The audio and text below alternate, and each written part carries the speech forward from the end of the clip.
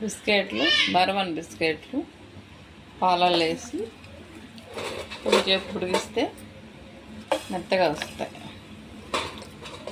మెత్తగా వచ్చిన తర్వాత మళ్ళీ దీన్ని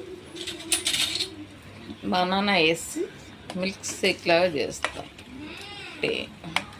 కొంచెం కరిగినాక వేస్తాను.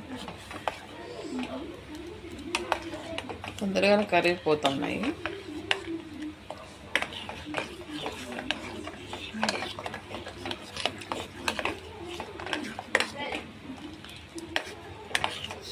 తొందరగానే ఇలా కరిగిపోతుంది. వేయంగానే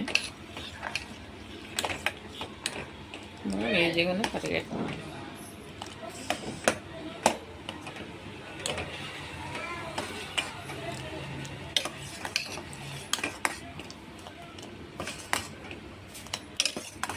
ఇలా కాంచి చల్లార్చుకొని తర్వాత మిక్సీ పండిన అంటపళ్ళు 3 వేసుకొని ఇందాక పాలు కలిపి పెట్టుకున్నాం కదా, పాలు బిస్కెట్లు కలిపి పెట్టుకున్నట్టు ఇందులో పోసి మిక్సీ పట్టుకోవడం.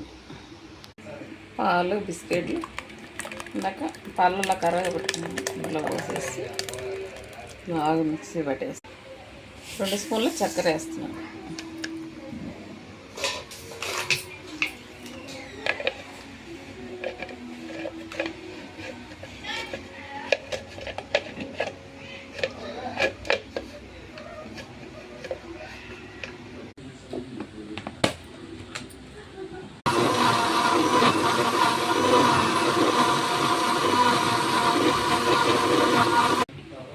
బర్వన్ బిస్కెట్లు, లీటర్ పాలు, 4 స్పూన్ల చక్కెర వేసుకుంటే రెండుగా తాగినంత వస్తుంది. పండ్లు ఒక 3 వేసాను, బాగా చిక్కగా వచ్చింది, బాగుంది.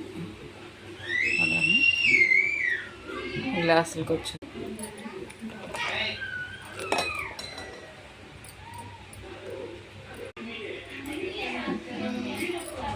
బాదం పప్పు పలుకులు వేసుకుని సాగు చేస్తే బాగుంటుంది.